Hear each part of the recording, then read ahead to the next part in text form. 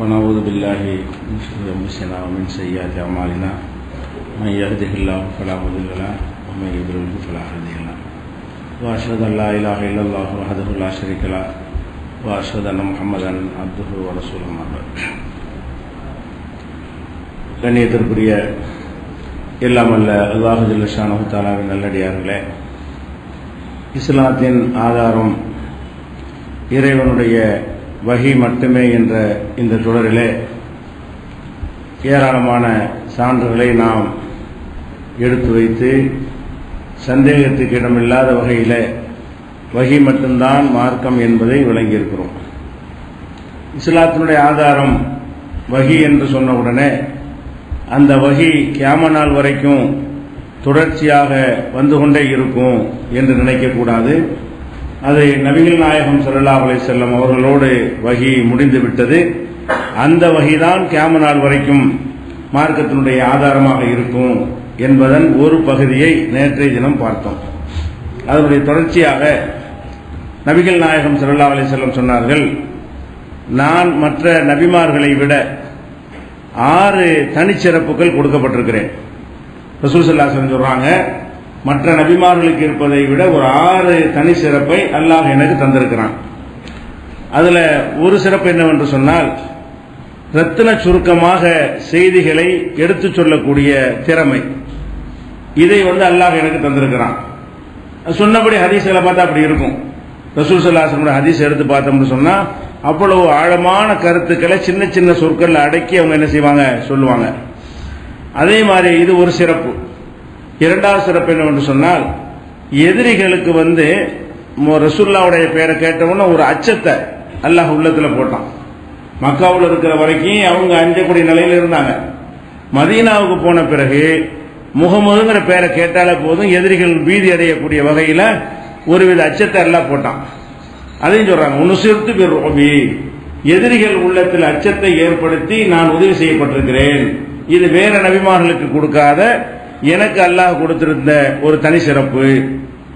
அதே மாதிரி யுத்தங்கள் நடக்கும் பொழுது, இஸ்லாத்திற்காக, மார்க்கத்திற்காக, சத்தியத்திற்காக வேண்டி போர் செய்யும் பொழுது எதிரிகள்கிட்ட கைப்பற்றக்கூடிய அந்த பொருள்கள் இருக்கு இல்லையா, யுத்தம்னா எதிரிகள் குதிரை ஜாமெல்லாம் கொண்டு வந்திருப்பாங்க.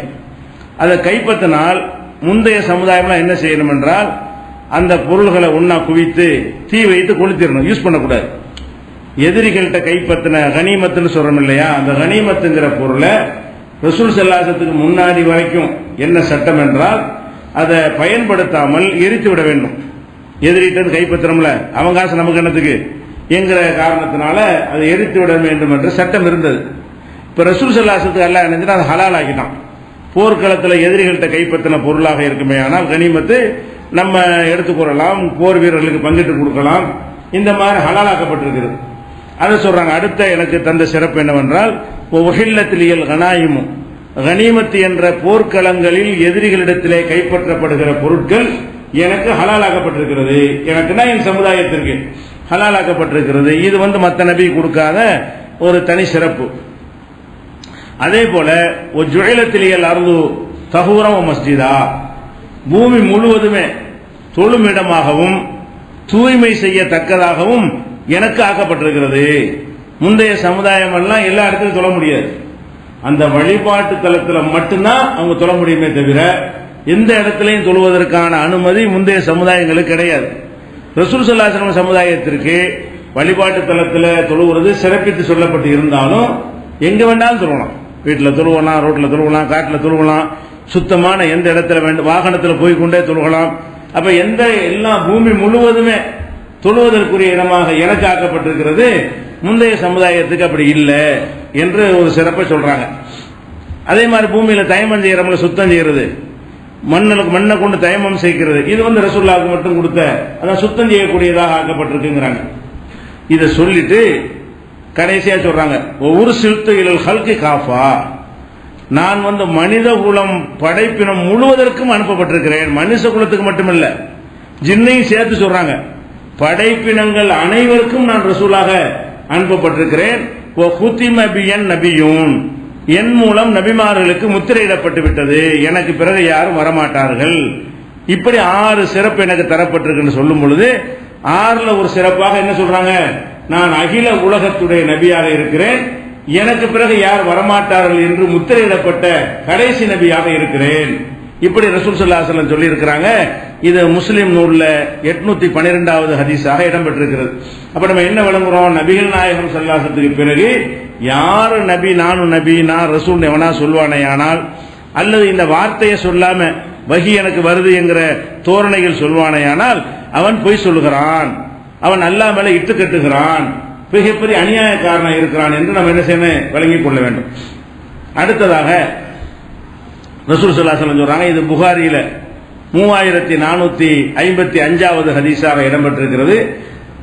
கானத்து பனு இஸ்ராயீல தசூசுஹுமுல் அம்பியா, இஸ்ரவேல் சமுதாய மக்களை எல்லாம் நபிமார்கள் தான் தலைமை தாங்கி வழி நடத்தினார்கள். ரசூலுல்லாஹ் சொல்றாங்க, இஸ்ரவேல் மக்களுக்கு தலைவர் யாரு தான் இருப்பாங்க, எந்த காலகட்டத்திலும் நபி தான் இருப்பார். அப்ப குல்லமா ஹலக்க நபியும் ஹலபஹு நபியும், ஒரு நபி மரணித்து விட்டால் அடுத்த நபி அந்த இடத்துக்கு வந்து விடுவார். இஸ்ரவேல் சமுதாயத்தை பொறுத்த வரைக்கும் ரசூலுல்லாஹ்வுக்கு முந்தி வரைக்கும், இப்ப கிடையாது, ரசூல் ஸல்லல்லாஹு அலைஹி வஸல்லம் முன்னாடி வரைக்கும் இஸ்ரவேல் சமுதாயத்திற்கு நபி தான் தலைமை தாங்குவார். ஏதாச்சும் ஒரு நபி மௌத்தா போனவுடன் அடுத்த ஒரு நபி எல்லாம் நியமித்து அவர் தலைமையில தான் அந்த மக்களை வழி நடத்துற மாதிரி எல்லாம் ஏற்படுத்தி இருந்தான். ஆனால் ஒயின்னஹு லா நபிய பாதி, ஆனா எனக்கு பிறகு நபிங்கிற பேச்சை எந்த நபியும் கிடையாது. லா நபிய பாதினா சின்ன நபி, பெரிய நபி, அந்தஸ்துல குறைந்த நபி, நபிக்கு சில விளக்கம் கொடுக்குறாங்க. அது மெயின் நபி, நாங்க நிழல் நபி நபின்னு சொல்லிவிட்டு அப்ப ரசூலுல்லாஹ் இடத்துல உன்னை எப்படி வைக்கிறேன்னு கேட்டா லில்லி நபி, அதான் நிழல் நபி, ஆகும் அது நிஜ நபி, நாங்கள் நிழல் நபிலாம் சொல்றாங்கல்ல, அதுக்காகத்தான் ரசூலுல்லாஹ் என்ன செய்றாங்க, லா நபிய பாதி, எந்த நபியும் கிடையாது, எனக்கு பிறகு எந்த விதமான நபியும் கிடையாது. ஹலீஃபாக்கள் வருவாங்க, ஆட்சி தலைவர்கள் நிறைய வருவாங்களே தவிர எனக்கு பிறகு நபிங்கிற பேச்சுக்கு இடமே கிடையாது என்று ரசூல் ஸல்லல்லாஹு அலைஹி வஸல்லம் வித்தியாசப்படுத்துறாங்க. முந்தைய சமுதாயத்துக்கு நபிமார்கள் தான் தலைமை தாங்குவாங்க இஸ்ரவேல் மக்களுக்கு. இந்த சமுதாயத்துக்கு நான் வந்த பிறகு இந்த சமுதாயத்தில் அவங்களே உள்ளடக்கிதான். இந்த சமுதாயம்ல யார் அடங்குவா, அந்த இஸ்ரவேல் அடங்குவாங்க.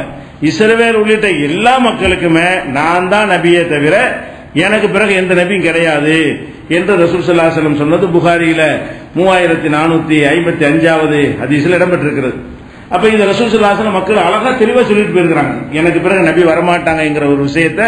ஏன்னா பொய்யர்கள் நம்மளை வழிகெடுத்து விடக் கூடாது என்பதற்காக வேண்டி 2 அர்த்தம் தராத தெளிவான வார்த்தைகளை கொண்டெல்லாம் சொல்லிட்டு போயிருக்கிறாங்க. அதே மாதிரி முஸ்லிம்ல 4342வது ஹதீஸில் இருக்கிறது, ரசூல் ஸல்லல்லாஹு அலைஹி வஸல்லம் அவர்கள் தனக்கு சில பெயர்களை, எனக்கு சில பெயர்கள் இருக்கிறது, நம்ம முகமதுங்கிற பெயர் தானே தெரிஞ்சு வச்சிருக்கிறோம், அது மட்டும் எனக்கு பேர் இல்ல, எனக்கு வேற சில பேரும் இருக்குது அப்படின்னு சொல்றாங்க. அதுல வேற பேர் என்னன்னா ஆனா முகமதுங்கிறது நான் தான், ஆனா அகமதுன்னு எனக்கு என்ன இருக்குது, பேர் இருக்கிறது, அகமது என் பேர் தான்.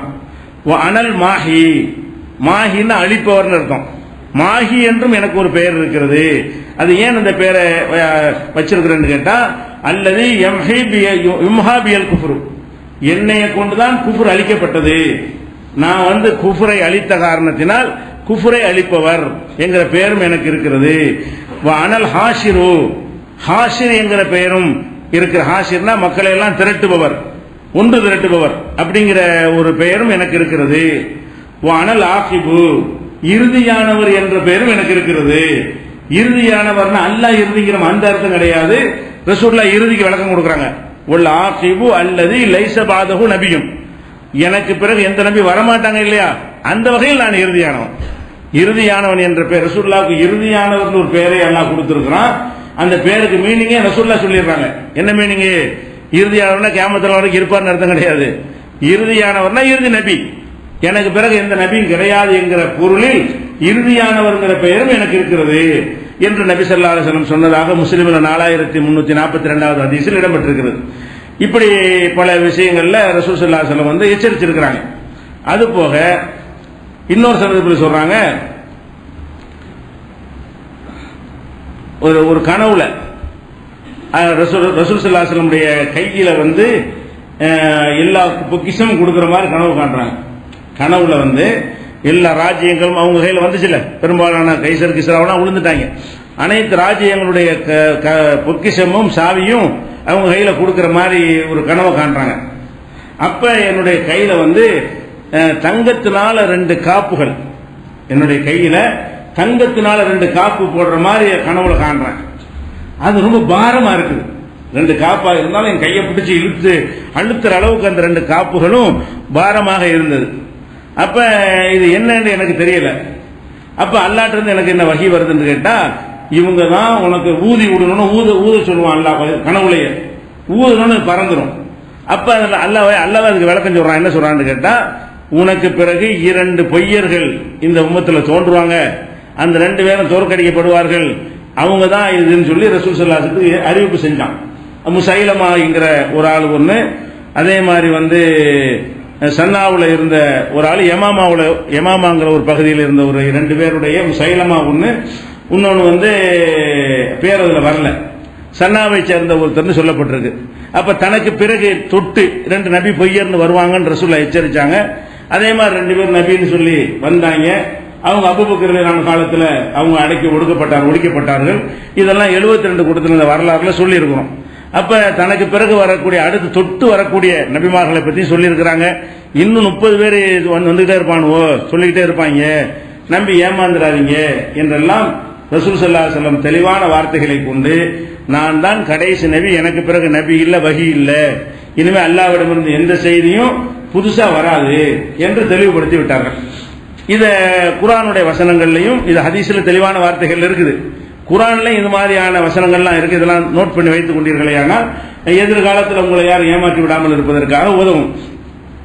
அதில் ஒரு வசனம் என்னவென்றால் 7வது அத்தியாயத்தில் 158வது வசனம், அல்லாஹ் சொல்லுகிறான், குல் நபியே நீங்கள் சொல்லுங்கள், யா அய்யுஹன்னாஸ் மனிதர்களே, இன்னி ரசூலுல்லாஹி இலைக்கும் ஜமீஆ, நான் உங்கள் அனைவருக்குமான அல்லாஹ்வின் தூதன். மனிதர்களே கூப்பிட்டு விட்டு உங்கள் அத்தனை பேருக்குமான அல்லாஹ்வுடைய தூதன். அப்ப இந்த குர்ஆன் எவ்வளவு காலம் வரைக்கும் இந்த யா அய்யுஹன்னாஸ் கூப்பிட்டு இருக்கிறோமோ அது வரைக்கும் யார் தான் தூதர்? அவங்க தான் ரசூல் ஸல்லல்லாஹு அலைஹி வஸல்லம் தூதர் என்று அல்லாஹ்வே சொல்லுகிறான். அவங்க உலக நபி என்பதற்கு இது ஒரு ஆதாரமாக இருக்கிறது. அதே மாதிரி 21:107 உமா அர்சல்னாக இல்லா ரஹ்மத்தல் லில் ஆலமீன், அகிலத்திற்கு அருட்கொடையாக, அகிலத்திற்கு ஆலமீன் என்ன, ரப்புல் ஆலமீன்ங்கறோம்ல, ஆலமீன்னா அல்லாஹ்வை தவிர எல்லாத்துக்கும் பேர் ஆலமீன், அனைத்தையும் பராமரிக்கிறவன் அல்லாஹ், அனைத்துக்கு ரஹ்மத்தாக உன்னை நான் அனுப்பி இருக்கிறேன் என்று சொன்னால், அப்ப நபி ஸல்லல்லாஹு அலைஹி வஸல்லம் தான் அனைத்துக்கு, ரசூலுல்லாஹ்வுக்கு பிறகு வந்த அனைவருக்குமே அவங்க தான் அல்லாஹ்வுடைய தூதர் என்பதற்கு அந்த வசனமும் ஆதாரமாக இருக்கிறது. அதே மாதிரி 25:1 அல்லாஹ் சொல்லுகிறான், தபாரக்கல்லதி நஸலல் ஃபுர்கான அலா அப்திஹி லியகூன லில் ஆலமீன நதீரா, அகிலத்திற்கே எச்சரிக்கையாக இருப்பதற்காகத்தான் உனக்கு இந்த குர்ஆனை அருளி இருக்கிறேன்.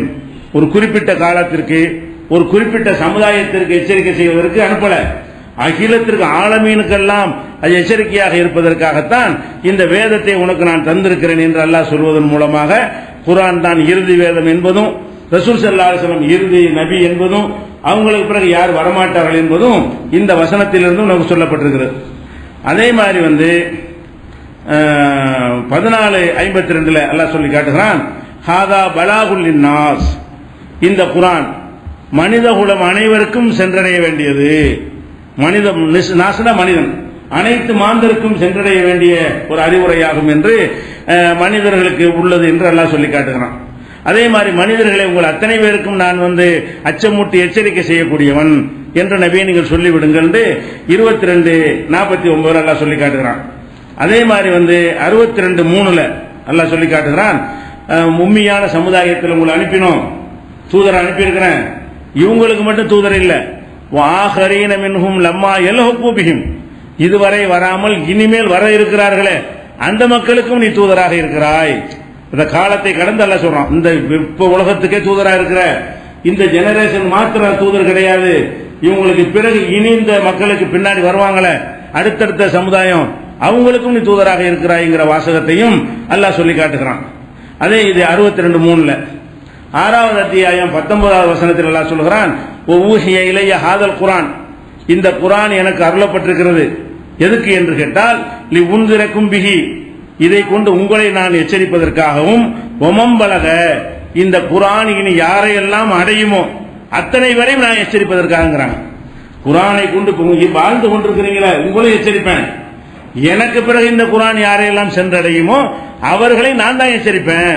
அது என்னுடைய போதனை தான் எச்சரிக்குமே தவிர வேற ஒரு தூதர் வந்து எச்சரிக்க மாட்டாரு. இந்த வசனமும் தெளிவாச்சு. ஊஹிய ஹாதல் குர்ஆன் லிஉன்திரக்கும் பிஹி வமம்பலக, இந்த குர்ஆனை கொண்டு என் காலத்தில் வாழ்ந்த உங்களையும் நான் எச்சரிப்பேன். இனி யாரையெல்லாம் இந்த குர்ஆன் அடையுமோ, நம்ம அடைஞ்சிருக்கல, இது மாதிரி இன்னும் பின்னாடி அடையும்ல, இந்த குர்ஆன் யாரையெல்லாம் அடையுமோ அவ்வளவு பேரையும் எச்சரிப்பதற்காக என்று அல்லாஹ் இந்த 6:19 வசனத்தில் சொல்லி காட்டுகிறான்.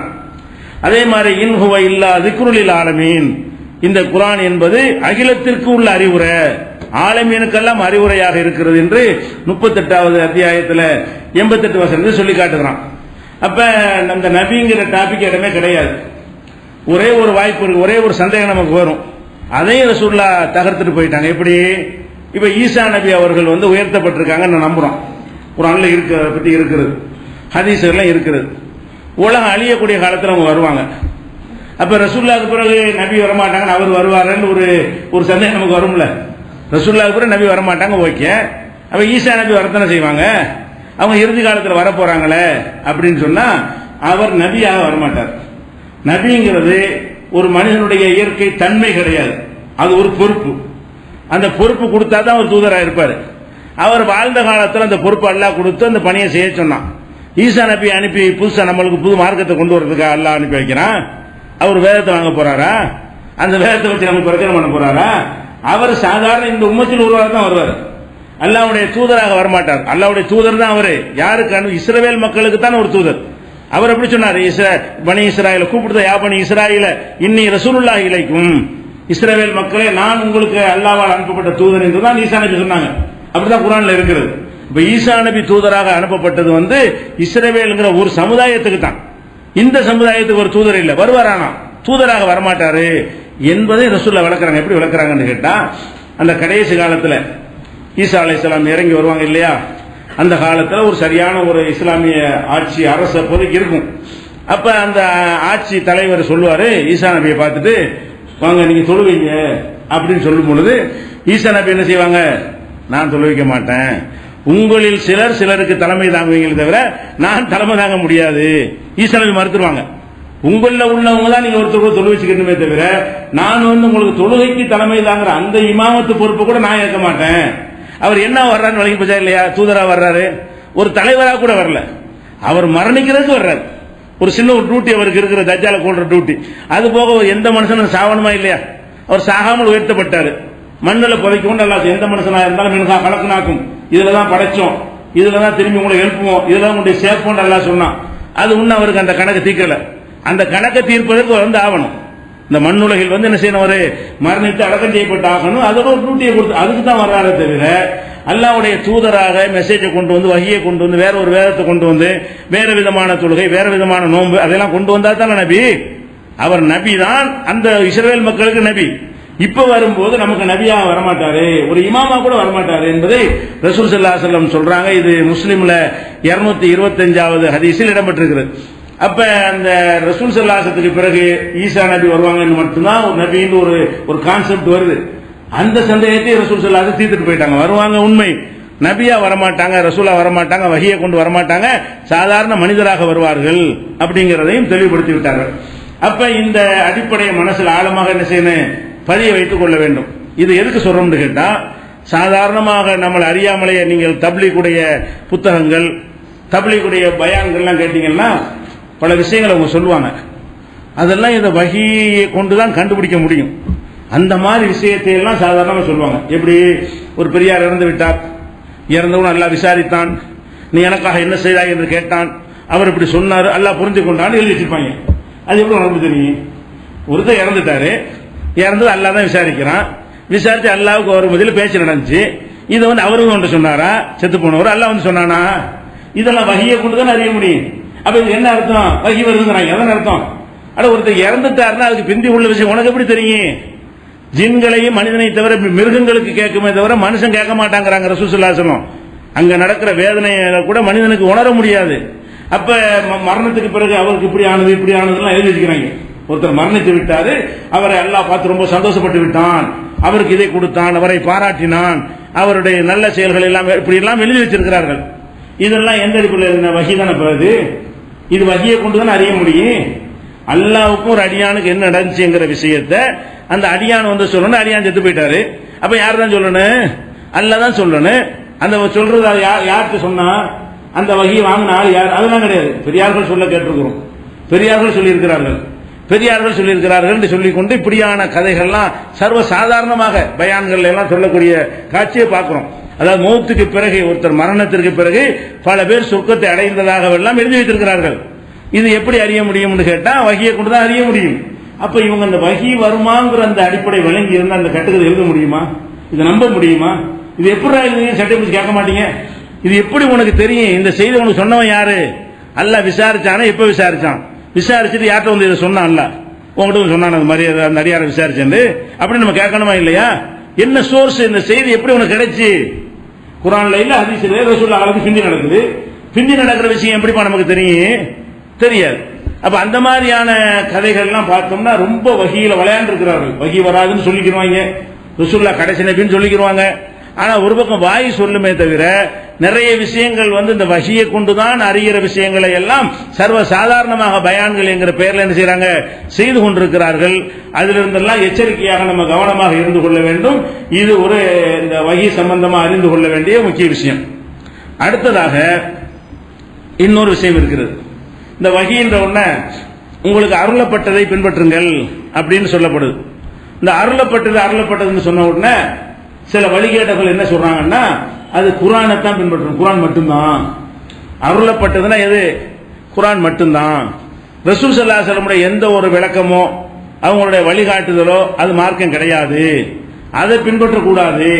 ஏன்னா அல்லாஹ் சொல்வது என்ன? உங்களுக்கு இறைவனிடமிருந்து அருளப்பட்டதை பின்பற்றுங்கள், அல்லாஹ்விலிருந்து வர்ற செய்தியை பின்பற்றுங்கள், வஹியை பின்பற்றுங்கள் என்று அல்லாஹ் சொல்றான். வஹின்னா இதுதான், குர்ஆன் தான். அதனால குர்ஆனை மட்டும்தான் பின்பற்றணுமே தவிர குர்ஆனில் இல்லாமல் ரசூல் ஸல்லல்லாஹு அலைஹி வஸல்லம் சொன்னதாக எந்த செய்தி வந்தாலும் அதை நாம ஏற்றுக்கொள்ள மாட்டோம் அப்படின்னு சொல்லி இந்த அகல குர்ஆன்ங்கிற பெயர்ல பல பெயர்கள்ல உலகம் முழு சின்ன சின்ன கூட்டம் இருந்து கொண்டு அவங்க ஹதீஸ்களை முழுமையாக நிராகரிக்கக்கூடியவர்களாக இருக்கிறாங்க. அப்ப அவங்க எதனால அப்படி சொல்றாங்கன்னு கேட்டா இந்த நம்ம ஏற்கனவே எடுத்துக்காட்டின வசனங்கள் இருக்குல்ல, அதெல்லாம் குர்ஆனை தான் குறிக்க நினைச்சுக்கிட்டாங்க. அதாவது இறைவனிடமிருந்து அருளப்பட்டதை பின்பற்றுங்கள், அல்லாஹ்விலிருந்து வந்த செய்தியை பின்பற்றுங்கள், அல்லாஹ் தான் மார்க்கத்தை சொல்வது அதிகாரம் படைத்தவன், அதை பின்பற்றுங்கள். இப்படி எல்லாம் நம்ம எவ்வளவு சொன்னோம். இவ்வளவு விஷயமும் எதைத்தான் குறிக்குது? அது குர்ஆனை தான் குறிக்குமே தவிர ரசூலுல்லாஹ்வை குறிக்காது. அல்லாஹ் தானே வஹிக்கு அதிகாரி, அல்லாஹ் தானே வஹியை தரணும், இவர் சொல்ல நான் ஏன் கேட்கணும் அப்படிங்கிற மாதிரியான ஒரு தோரணையில் மறுக்கிறவர்களா இருக்கிறார்கள். உச்சகட்டமா மறுக்க போய் ரசூலுல்லாஹ் ஒரு சாதாரண ஒரு மனிதனுடைய தரத்தை விட கீழே வைத்து பேசக்கூடிய அளவுக்கெல்லாம் அவங்கள அல்லாஹ் வந்து நான் வழிகேட்டில் விட்டுதான், வழிகேட்ட முத்த வைத்து விட்ட காட்சியை பார்க்கிறோம். அப்ப குர்ஆன் மட்டும்தான் வஹியா? அது விளங்கிக்கணும். குர்ஆன் வஹிங்கிறது சந்தேகம் கிடையாது. வஹின்னா என்ன? அல்லாஹ்விடமிருந்து வர்ற செய்தி தான் வஹி. அல்லாஹ்விடமிருந்து வர்ற செய்தி இந்த ஒரு வழியில் மட்டும்தான் வருமா? அல்லாஹ்விடமிருந்து எந்த வழியில் வர்ற செய்தியுமே வஹி தான். குர்ஆன்ங்கிறது ஒரு வகையான வஹி, குர்ஆன் மட்டுமா வஹி? கிடையாது. இப்ப எடுத்துக்கிட்டோம்னு சொன்னா அல்லாஹ் குர்ஆன்ல சொல்றான் வஹிங்கிறது 3 வகை இருக்குங்கிறான். குர்ஆனை தானே பின்பற்றணுங்கிற. சரி, குர்ஆன்ல அல்லாஹ் என்ன சொல்லி காட்டுறான்? வஹி வந்து 3 வகை இருக்கிறது. 42வது அத்தியாயத்தில் 51வது வசனத்தில் அல்லாஹ் சொல்லி காட்டுகிறான், மா கானலி பஷரின், எந்த ஒரு மனிதராக இருந்தாலும் ஐயு கல்லிமஹுல்லாஹு, அல்லாஹ் அவற்றை பேசுவதாக இருந்தால் இல்லா வஹியன், ஒன்னு வஹி மூலமாக பேசுவான், அவ் மின் வராயி ஹிஜாபின், திரைக்கு அப்பால் இருந்து பேசுவான், அவ் யுர்சில ரசூலன், ஒரு தூதரை அனுப்பி ஃபயூஹி பிஇذنஹி மா யஷா, அவன் நாடியதை அவர் வழியாக தெரிவிப்பான். இந்த 3 வகையாக அல்லாஹ் வந்து மனிதர்களுக்கு, மனிதர்கள் நபிக்கு தான், மனிதர்களுக்கு என்ன செய்யறான்? செய்திகளை அறிவிக்கிறான். அப்ப அல்லாஹ்விடமிருந்து வரக்கூடிய செய்திகள் வந்து 3 வகையில் இருக்கிறது. ஒரு வகை என்ன? ஒரு ரசூலை அனுப்பி, ரசூல்னா மலக்கு, ஒரு மலக்கு அனுப்பி அந்த மலக்கு வழியாக அவன் என்ன நினைக்கிறானோ சொல்லி அனுப்புவான். இப்ப குர்ஆன் அந்த வகையில ஒண்ணுதான். குர்ஆன்ங்கிறது எந்த வகையில வந்ததுதான்? ஒரு மலக்கு, ஜிப்ரீல்ங்கிற மலக்கு அனுப்பி அவர் வந்து என்ன செய்வார்? லவ்ஹுல் மஹ்ஃபூல்ல இருந்து அந்த மெசேஜ் எடுத்து கொண்டு வந்து ரசூலுல்லாஹ்ட்ட சொல்லிட்டு போவார். அதே ஜிப்ரீல் வேற வேற செய்தி கொண்டு வந்திருக்கிறார், லவ்ஹுல் மஹ்ஃபூல்ல இல்லாத விஷயங்களை எல்லாம், அது குர்ஆன்ல சேராது. அப்ப இதெல்லாம் எத்தனை மலக்குமார்கள் வந்து ரசூலுல்லாஹ்ட்ட வந்து என்ன செய்யறாங்க? அவங்க பக்கத்துல உட்கார்ந்து பேசிக்கிட்டு இருந்த மாதிரிலாம் வரும். அதுவும் தூதர் மூலமா வர்றதுதான். அப்ப அந்த வஹி என்பதுல மலக்குகள் வழியாக வருவது என்பது ஒரு வகை. இந்த ஒரு வகை இல்லாம நேருக்கு நேரம் அல்லாஹ் பேசியிருக்கானா இல்லையா? நேருக்கு நேரம் மூசா நபிட்ட பேசினான்ல, ஜிப்ரீல் அனுப்பியா பேசினான். மூசா அலைஹிஸ்ஸலாம் அவர்களை வந்து அல்லாஹ் என்ன செய்யறான், ஒரு இடத்துக்கு நேரம் வர சொல்லி அவங்கள்ட்ட பேசுறான். எப்படி பேசுறான்? அவள் அம்மா ஜா மூசா லிமீகாத்தினா, மூசா நாம் வாக்களித்த இடத்திற்கு வந்த பொழுது கல்லமஹு ரப்புஹு, அவருடன் அவருடைய இறைவன் உரையாடினான். இறைவன் வந்து உரையாடினான். உரையாடும்போது அவர் கேட்கிறாரு, எல்லாம் உன் சத்தம் தானே எனக்கு கேட்குது, உன்னை பார்க்கணும்னு கேட்டார்ல, நேற்று சொன்னோம்ல, கால ரப்பி அருணி அல்லுரை இழைக்க, இறைவா உன்னை பார்க்கணும் எனக்கு காட்டு. கால அந்தராணி, நீ என்னை பார்க்கவே முடியாது. உலாக்கின் ஊங்குயிலல் ஜபல், அந்த மலையை பார். ஃபைனிஸ்தகர்ர மகானஹு வஸௌவ தரானி, அது அந்த இடத்தில் அசையாமல் இருக்குமே, ஆனால் அப்ப நீ என்னை பார்க்கலாம். இப்படிங்கிற விஷயத்தை எல்லாம் சொல்லி காட்டுறாங்க. அப்ப இந்த மூசா நபிக்கும் அல்லாஹ்வுக்கும் நடந்த உரையாடல் 7:143 இருக்கிறது. இன்னும் 20வது தாகா அத்தியாயத்திலும் இந்த உரையாடல் வருது. என்னெல்லாம் வருது? கையில ஒண்ணு கைத்தறி வச்சிருப்பாரு. அல்லாஹ் கேட்பான், மாத்திருக்க யமீனிக்கு யா மூசா, மூசாவை கையில ஒண்ணு வச்சுக்கிறது என்ன? அது என் கைத்தடி, அதை கொண்டு எழுதலைகளை பறிச்சு போடுவேன், மற்ற தேவைகளுக்கு நான் பயன்படுத்திக்கிருவேன், என் ஆடு மாடுகளுக்கு யூஸ் பண்ணிக்கிருவேன் அப்படின்னு சொல்லுவாரு. அப்படியே சாதாரண கைத்தறி தானே, இப்ப கீழே போட்டு பார்ப்போம், அது பாம்பாக அப்படி மாறும். இப்படி எல்லாம் அல்லாஹ் பேசுறான். யார்கிட்ட பேசுறான்? மூசா நபிட்ட பேசுறான். அப்ப அல்லாஹ்ட்ட இருந்து வர்ற வஹி ஜிப்ரீல் மூலமா வர்றது மட்டும்தான் வஹியா இருந்தா, இது என்னது? இது அல்லாஹ்ட்ட இருந்து வந்த செய்தியா வேற யார் செய்தி? நேரத்தில் பேசியிருக்காங்கல்ல. அப்ப அல்லாஹ்விடமிருந்து வர்ற செய்தி என்பது ஜிப்ரீல் மூலமாக லவ்ஹுல் மஹ்பூல்ல பாதுகாக்கப்பட்டு இருக்கு பாருங்க, 7, அங்கிருந்து எடுத்து கொண்டு வந்து தர்றதுதான் குர்ஆன். குர்ஆன் என்று அல்லாஹ் அங்க எழுதி வச்சிருக்கான். உலகத்தை படைக்கிறதுக்கு முன்னாடியே அந்த செய்தியை அப்பப்ப எடுத்துக்கொண்டாந்து அல்லாஹ்வுடைய உத்தரவு பிரகாரம் ரசூலுல்லாஹ்வுடைய உள்ளத்துல போடுவார் ஜிப்ரீல். இது ஒரு வகை. அல்லாஹ் ஜிப்ரீல் மூலமா வர்றது ஒரு வகை. இது அல்லாம இதே மலக்குகள் மூலமா இன்னும் சில செய்திகள்லாம் வரும்.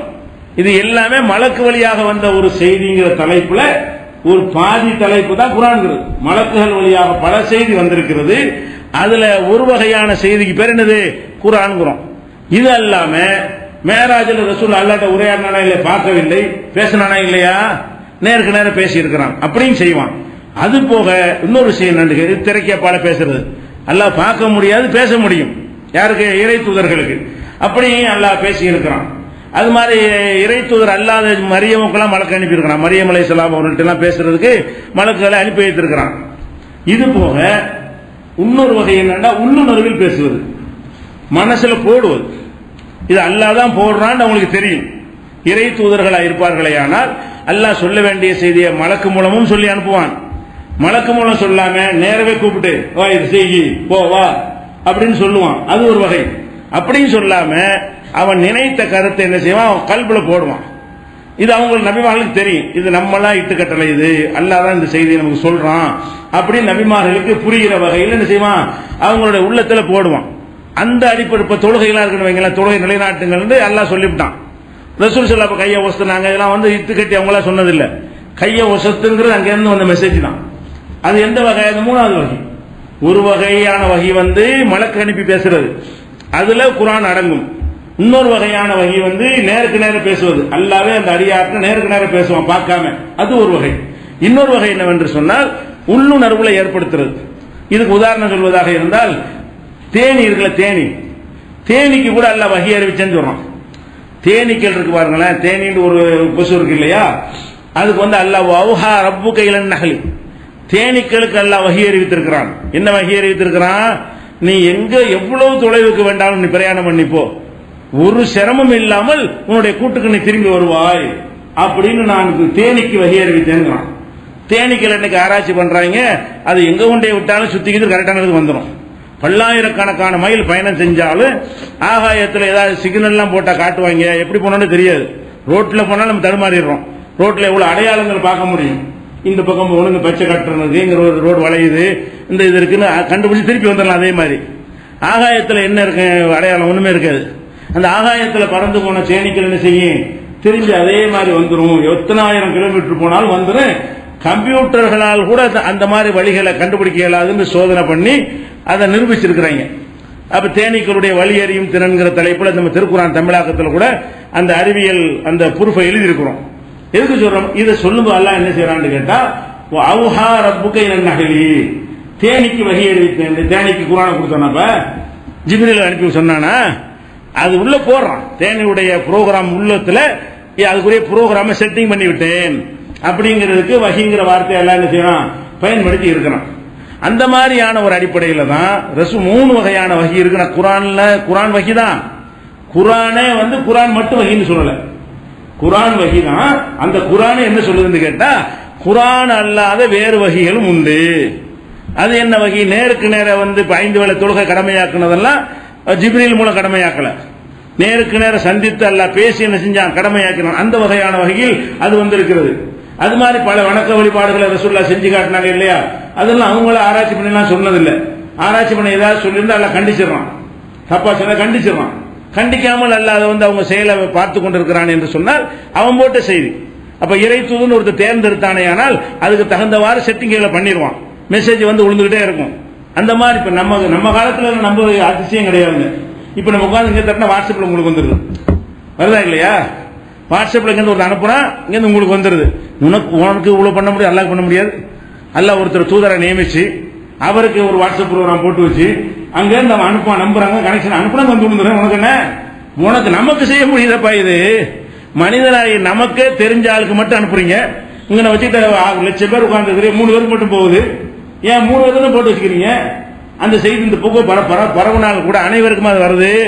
யாருக்கு நீங்க அந்த குரூப்ல நீங்க அட்மினா இருந்து சேர்த்திருக்கிறீங்களோ அவருக்கு தான் என்ன செய்யும், அது போகும், மற்றவங்களுக்கு போகாது. அப்ப அல்லாஹ் என்ன செய்யறான், தூதர்களுக்கு ஒரு வாட்ஸ்அப் போட்டு வச்சிருக்கான், அதன்படி போடுவான். அவருக்கு மட்டும் தெரியும் எப்படி வச்சுனா வரேன் தேர்ந்தெடுத்திருக்கிறான், அவன் நியமிச்சிருக்கிறான். உனக்கு இந்த செல்போன்ல உள்ள ப்ரோக்ராம் பண்ண தெரிஞ்சா மூளையில் அவனுக்கு பண்ண தெரியாதா? அல்லாஹ்வுக்கு பெரிய ஒரு மெசேஜ், பெரிய ஆச்சரியமாயுது. அப்ப உள்ளத்துல ஒரு மெசேஜை கொண்டே போடுதல் என்பது ரொம்ப சின்ன விஷயம். அந்த காலத்துல விலங்கு கஷ்டப்பட்டிருப்பாங்க. இந்த நவீன கம்ப்யூட்டர் யுகத்தினால இது ஒரு சாதாரண விஷயம். நமக்கு செய்ய முடியுமா, அல்லாஹ்வுக்கு முடியாதான்னு யோசிச்சு பார்த்தீங்கன்னா ஒரு மேட்டரே கிடையாது. அப்ப அல்லாஹ் ரப்பல் ஆலமீன் என்ன செய்யறான்னு கேட்டா, இறை தூதன் ஒருத்தர் தேர்ந்தெடுத்து விட்டு அவர் தான் குரூப்ல வச்சிருக்கிறார், வேற யாரும் கிடையாது. பல நபிமாரெல்லாம் வச்சிருந்தோம், எல்லாம் முடிஞ்சிருச்சு, நம்பர்லாம் காலாவதி ஆயிடுச்சு. இந்த ஒரு நம்பர் தான் இப்ப இருக்குது உனக்குதா, அந்த நம்பருக்கு அனுப்பிட்டு உங்களுக்கு என்ன இதுல இருக்கு, அது அனுப்பிட்டு இருந்த வரைக்கும் அனுப்பிட்டே இருந்தான், அது உங்களுக்கு காலாவதி முடிச்சு வச்சு அவ்வளவுதான். அப்ப அந்த வாட்ஸ்அப்ல வந்தது நமக்கு சொல்லிட்டாங்க அவங்க. அல்லாஹ்வுடைய தூதர் என்ன பண்ணிட்டாங்க, எனக்கு என்னென்ன மெசேஜ் வருது, அது ஜிப்ரீல் வழியாகவும் வராது, வேற நேருக்கு நேரம் பேசுனதான் வராது, ஆனா அல்லாஹ்ட்ட தான் வரும். நம்ம நேருக்கு நேரம் பேசி அந்த வாட்ஸ்அப்ல மெசேஜ் கொடுக்குறீங்க இல்ல, ஒரு தூதர் அனுப்பியா கொடுக்குறீங்க இல்ல, ஆனா பட்டனை தட்டுறீங்க போயிடுது. இப்படிங்கிறது ஒரு பெரிய ஆச்சரியமா இந்த மாதிரி வர்றது, இந்த மாதிரி வருது ஆச்சரியம் இல்லை. இந்த நவீன கண்டுபிடிப்புகள் வராத காலத்து விழிச்சாங்க, எப்படி வரும், அங்க இருந்துட்டு இப்படி உள்ளத்துல கொண்டு போட முடியுமான்னு நினைச்சாங்க. இப்ப நினைக்க முடியாது, அந்த காலத்துல ஒரு கஷ்டமா நினைச்சிருக்கிறாங்க. அதனால அல்லாஹ் ரப்பல் ஆலமீன் சிலரை தேர்ந்தெடுத்தானே, ஆனால் தூதர்களை அவர்களுக்கு உள்ளத்திலும் என்ன செய்வான், இந்த செய்திகளை போடுவான். அப்ப 3 வகை இருக்குனால விளைவிக்கணும். அப்ப அந்த 3 வகை இருக்குங்கும் பொழுது அல்லாஹ் அருளியது குர்ஆன் மட்டும்தான் நினைக்க கூடாது. குர்ஆனும் அல்லாஹ் அருளியதுதான். குர்ஆன் அல்லாம ரசூலுடைய உள்ளத்தில் அருளி அவர் செஞ்சு காட்டினாரே ஆனால், அது ஆத்தன்டிக்கான ப்ரூஃப் இருக்குமே ஆனால் அதுவும் என்னதான், அதுவும் வஹி தான். இஸ்லாத்தின் ஆதாரம் வஹி மட்டுமே என்பதில் கண்டிப்பா எது சேரும், அந்த யார் அந்த வஹியை கொண்டு வந்தாரோ அவருடைய சொல் விளக்கம் செயல் விளக்கம் எல்லாமே அடங்கும் என்பதற்கு இந்த ஒரு வசனத்தை எடுத்துக்கொள்ளலாம். அதே மாதிரி அந்த தேனி சம்பந்தமான விஷயம் 1669 இருக்கிறது. அடுத்ததாக இதுக்கு சில உதாரணத்துக்கு பாருங்களேன்.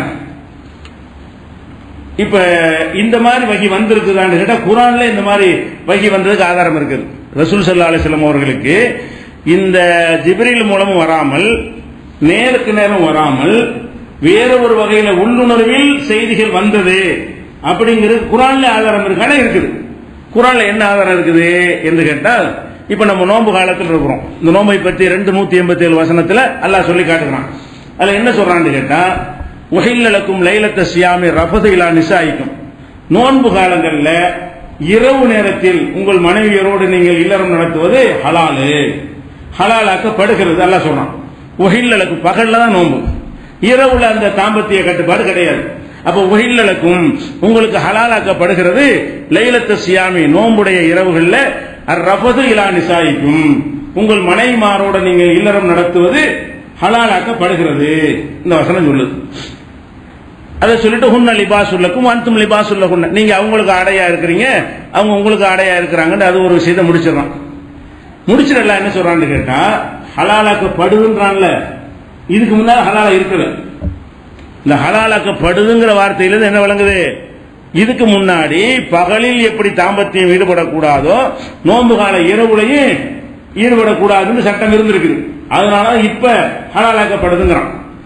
அது இன்னும் தெளிவாக அல்லாஹ் சொல்கிறான், அலிமல்லாக அன்னக்கும் குன்தும் தக்தானூன் அம்புசக்கும், நீங்கள் இந்த கட்டளையை செயல்படுத்த முடியாமல் மீறிக்கொண்டு உங்களுக்கு நீங்களே துரோகம் செய்ததை அல்லாஹ் வகையை நான் அறிந்து கொண்டேன். இரவுல தாம்பத்தியம் பண்ண கூட அல்லாஹ் சொல்லியிருந்தான்ல, இரவுல மீறிடுறாங்க. பகல்ல கரெக்டா இருந்துடுறாங்க, சாப்பிடாம குடிக்காம இருக்கிறதுனால தாம்பத்தியத்தையும் தவிர்த்துறாங்க. இரவுல தாம்பத்தியத்துக்கு மட்டும் தடை இருந்துச்சா, அந்த கட்டத்தில் என்ன செஞ்சாங்கன்னா சஹாபாக்கள் அதை கட்டுப்பட முடியல. உங்களால நல்லா சாப்பிட்டு வீட்டுல தனியா இருக்கிறாங்கல்ல, இந்த தனிமையா இருக்கக்கூடிய நேரத்தில் அந்த தாம்பத்தியத்தில் ஈடுபட்டுறாங்க.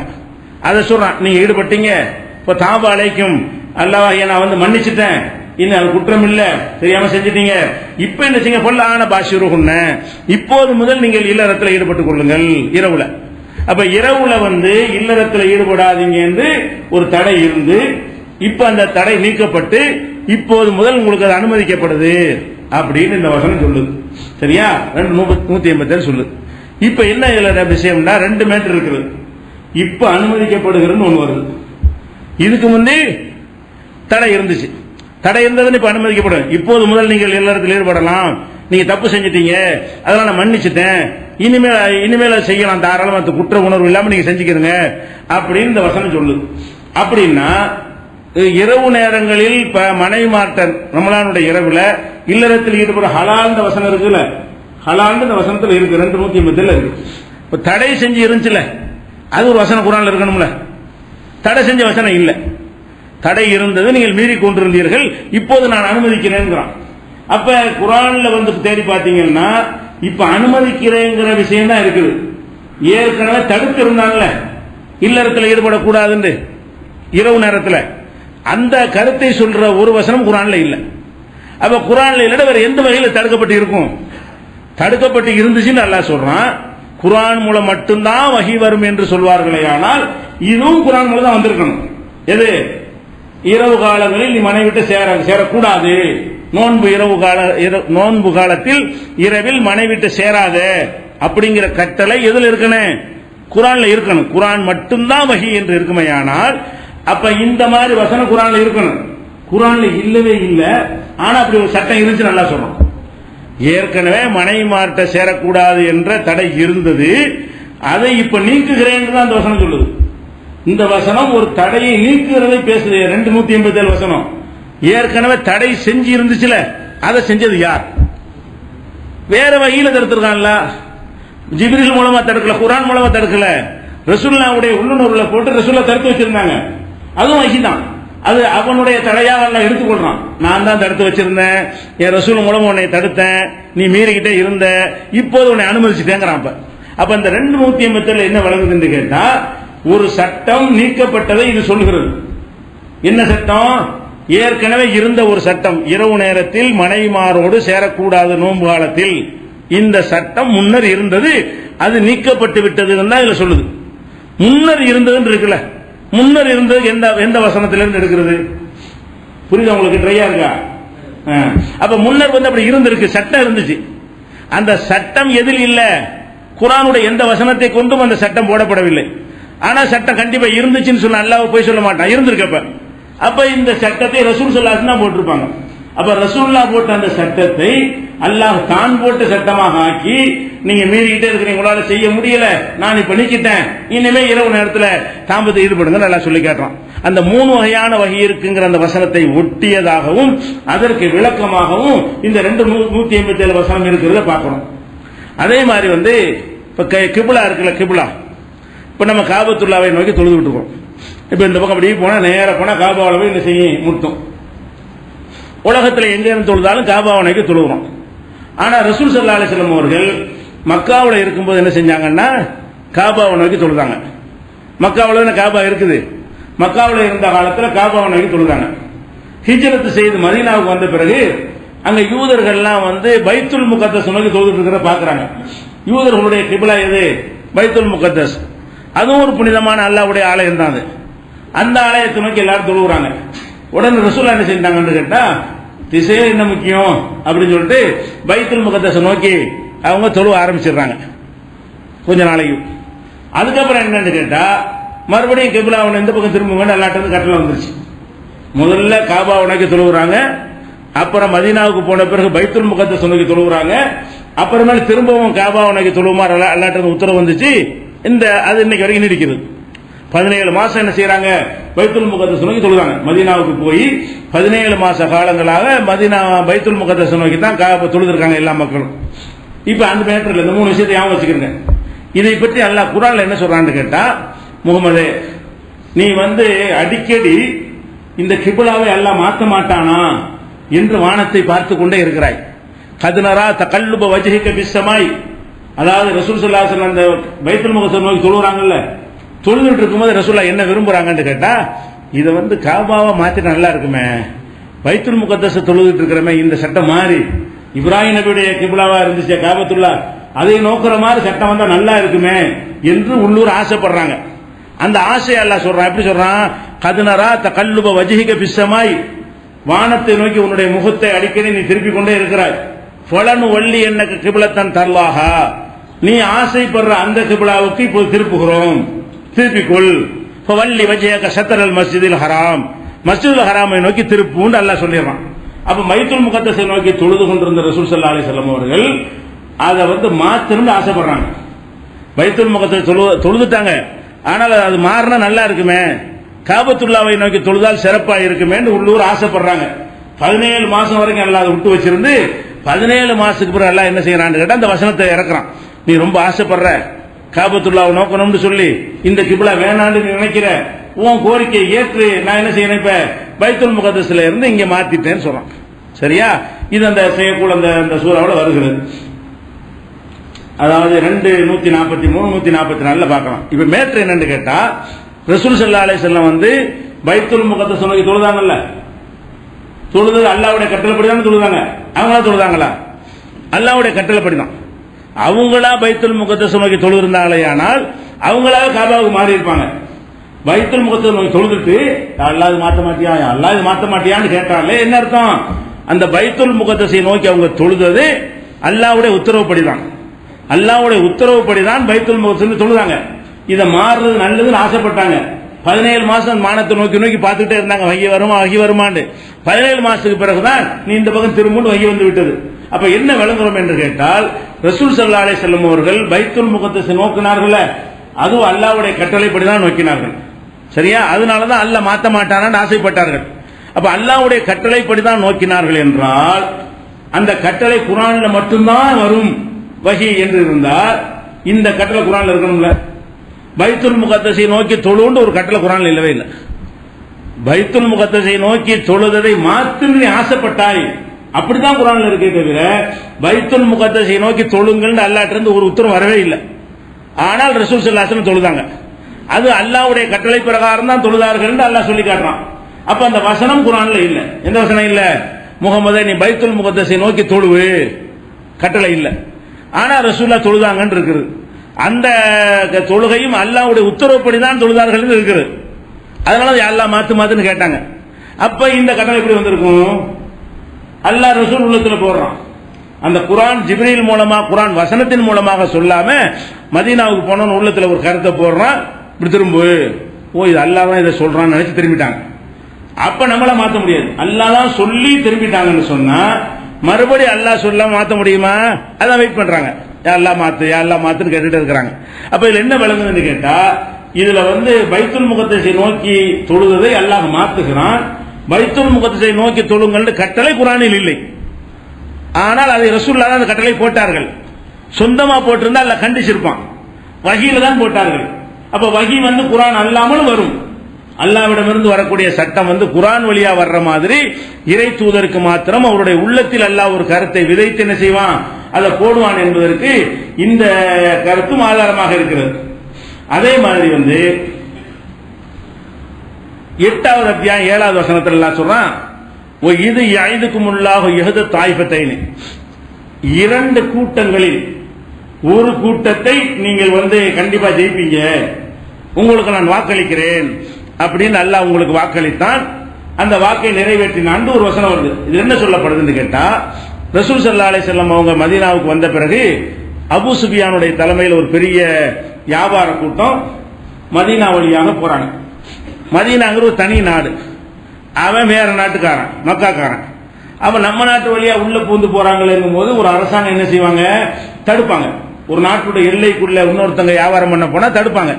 அப்ப நம்ம நாட்டு எல்லைக்குள்ள இந்த அபூ சுஃபியான் கூட்டம் போகுது என்று வழிமறிப்பதற்காக வேண்டி என்ன செய்யறாங்க, ரசூல் ஸல்லல்லாஹு அலைஹி வஸல்லம் நம்ம எல்லையை பாதுகாக்கணும், இவ்வளவு தைரியமா நம்ம நாட்டு ஊரை விட்டு விரட்டி போட்டு நம்ம நாட்டு வழியாக வியாபாரத்துக்கு வரான விடக்கூடாதுன்னு சொல்லி படகு ரெட்டி தடுக்கிறதுக்கு போறாங்க.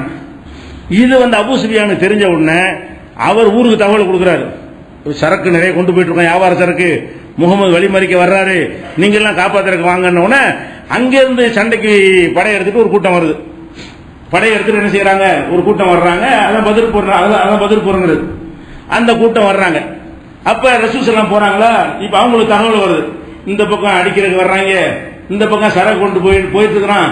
எதை தேர்ந்தெடுப்பது? அபூ சுஃபியான மரித்தால் பெரிய அளவுக்கு செல்வம் கிடைக்கும், பொருளாதார பிரச்சனை தீந்துரும், பறிமுதல் செய்யற குற்றங்களை கொள்ளையில வராது. இது ஒரு அரசாங்கம் பறிமுதல் செஞ்சா கொள்ளடிக்க என்ன சொல்லுவீங்க? இன்னைக்கு சுங்க இலாக்காவில் ஏர்போர்ட்ல என்ன செய்யறான், 600 ரூபாய் தங்கம் கைப்பற்றினா அரசாங்கம் திருடிட்டான்னு இருக்கமா? அரசாங்கம் ரூல் போட்டிருப்பா, ரூலை மீறினா பறிமுதல் செஞ்சுக்கிறான். கவர்மெண்ட்டுக்கு அந்த மாதிரியான அதிகாரங்கள் இருக்குது. ரசூல் ஸல்லல்லாஹு அலைஹி வஸல்லம் கவர்மெண்ட் அவங்க என்ன நினைக்கிறாங்கன்னா, இந்த வர்த்தக கூட்டம் சட்டவிரோதமா நம்ம நாட்டு வழியா போகுது, அதை அப்படியே அமைக்கிட்டோம்னு சொன்னா அந்த பொருளாதார பிரச்சனை தீந்துரும் அப்படின்ற மாதிரி இருக்கு. நிறைய சஹாபாக்கள் அதை ஆசைப்படுறாங்க. அவன் ரசூலுல்லாஹ் சில சஹாபாக்கள் என்ன செய்யறாங்கன்னா, நல்ல வசமா வர்றாங்க, எதிரிகள் வர்றாங்க, இவங்க தான் எல்லா குடைச்சலும் கொடுத்துட்டு இருந்தாங்க, ஒரு தடவை நேருக்கு நேரம் சந்திச்சிட்டோம்னு சொன்னா அடங்கிடுவாங்க, இது காசு நமக்கு முக்கியம் இல்ல அப்படின்னு இப்படியா அப்படியான்னு ஒரு குழப்பம் இருக்கு. அப்ப அல்லாஹ் என்ன சொல்றான்னு கேட்டா, நீ எதை வேணாலும் தேர்ந்தெடுத்துக்க, இரண்டில் எதை நீ தேர்ந்தெடுத்தால் அது உனக்கு வெற்றி இருக்கு.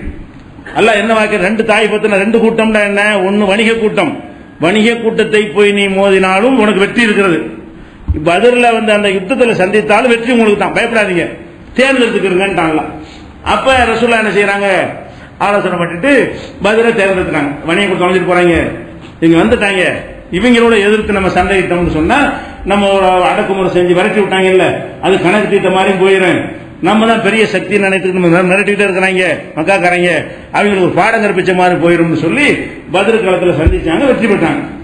இப்ப மேற்று என்னன்னு கேட்டா, இந்த இரண்டு அணிகள், வணிக கூட்டம்ங்கிற ஒரு அணி, சண்டைக்கு வர்ற படை எதிரி படை ஒரு அணி, இந்த இரண்டில் எதை நீங்கள் மோதினாலும் ஜெயிப்பீர்கள் என்று அல்லாஹ் உங்களுக்கு வாக்களித்திருந்தான் அப்படின்னு இந்த வசனம் சொல்லுது. அல்லாஹ் வாக்களிச்சிருந்த அந்த வாக்கு எங்க, வாக்களிச்சிருந்தது இங்க சுட்டி தான் காட்டுறான். இது வாக்கு இல்ல, ஏற்கனவே உங்களுக்கு நான் வாக்களித்து இருந்தேன், அதன்படி நீங்கள் ஜெயித்தீர்கள் அல்லாஹ் சொல்லி காட்டுறான்.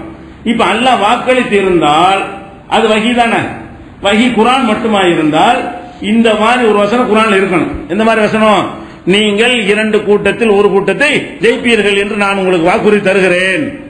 அப்படி இல்ல குர்ஆன்ல, எப்படி இருக்குது, ஏற்கனவே உங்களுக்கு நான் வாக்களித்து இருந்தேன், அதை இப்ப நிறைவேற்றி விட்டேன் இருக்கிறது. அப்ப ஏற்கனவே அல்லாஹ் வாக்களித்து இருந்த ஒரு விஷயம் குர்ஆனில் இல்லை, ஆனால் வாக்களித்தேன்னு அல்லாஹ் சொல்றான். எப்படி வாக்களிச்சிருப்பான், வாக்களிச்சேன்னு சொல்றான், குர்ஆன்ல இல்ல. குர்ஆன்ல இல்லாட்டி எப்படி இந்த மக்களுக்கு வாக்களிச்சிருக்க முடியும்? வாக்களிச்சது பொய்யா? கண்டிப்பா பொய் கிடையாது. அப்ப அல்லாஹ் பத்ர் போர்ல ஜெயிப்பீங்கன்னு வாக்களித்தானே, அந்த வாக்களித்தது ரசூல் மூலமாகத்தான் வாக்களித்தான், குர்ஆன் மூலம் வாக்களிக்கவில்லை. ரசூலுடைய உள்ளத்தில் ஒரு செய்தியை போட்டு அதன் மூலமாகத்தான் வாக்களித்தான். அதை குர்ஆன்ல சுட்டி காட்டுறான். நபியுடைய உள்ளத்தில் ஒரு செய்தியை போட்டு உங்களுக்கு நான் வாக்களித்தேனே, அதன்படி வெற்றியை தந்தனா இல்லையா, நபி உங்களுக்கு சொன்ன அந்த வாக்குறுதி நிறைவேற்றினா இல்லையான்னு எல்லாம் கேட்கறான். அப்ப இதுல என்ன வழங்குகிறது, குர்ஆன் அல்லாத ஒரு வகையிலையும் ரசூலுல்லாஹ்வுக்கு செய்தி வந்திருக்கிறது. இந்த பத்ர் வெற்றி பெறுவீர்கள் என்கிற ஒரு செய்தி குர்ஆனில் வரவில்லை, ஆனால் அல்லாஹ்ட்ட இருந்து வந்துச்சு, அதை மக்கள்கிட்ட சொன்னாங்க.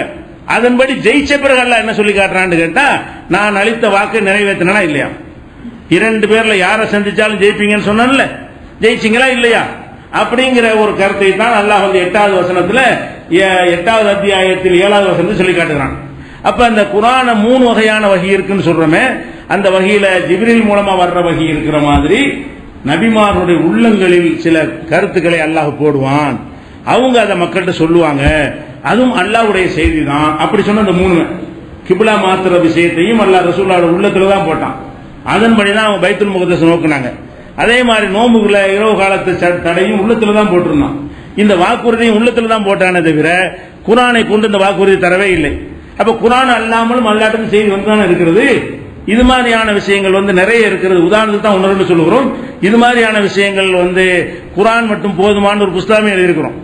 அதுல இது மாதிரி நிறைய சம்பவங்கள் துவக்கப்பட்டிருக்கிறது. அதையே சொல்லிக் கொண்டிருந்தா ஒரு மாசம் அதுவே அவ்வளவு டைம் எடுக்கும். அதனால நீங்க அந்த நூல்ல தெரிஞ்சுக்கணும். குர்ஆன் மட்டும் போதுமாங்கிற புத்தகத்துல என்னென்ன மாதிரி எல்லாம் இந்த குர்ஆன் அல்லாத வகை வந்திருக்கிறது என்பது விளக்கி இருக்கிறோம். அப்ப ஃபர்ஸ்ட் விளங்குற விஷயம் என்னன்னு கேட்டா, அல்லாஹ்விலிருந்து அருளியதை பின்பற்றணும் என்பது உண்மை. அல்லாஹ்விலிருந்து அருளியது குர்ஆன் மட்டும் கிடையாது. குர்ஆனும் அல்லாஹ்விலிருந்து வந்ததுதான். நபியின் உள்ளத்தில் அல்லாஹ் சில செய்திகளை போடுவானே, அதுவும் அல்லாஹ்விடம் வந்ததுதான். இந்த அடிப்படை வழங்கிக் கொள்ள வேண்டும். இது அல்லாம ரசூலுல்லாஹ் பேசுறதெல்லாம் வஹீதான் என்பதற்கு இன்னும் இதை விட வலிமையான இன்னும் உறுதியான ஆதாரங்கள் எல்லாம் இருக்கிறது. இன்ஷா அல்லாஹ் அதை நாளை தினம் பார்க்கலாம்.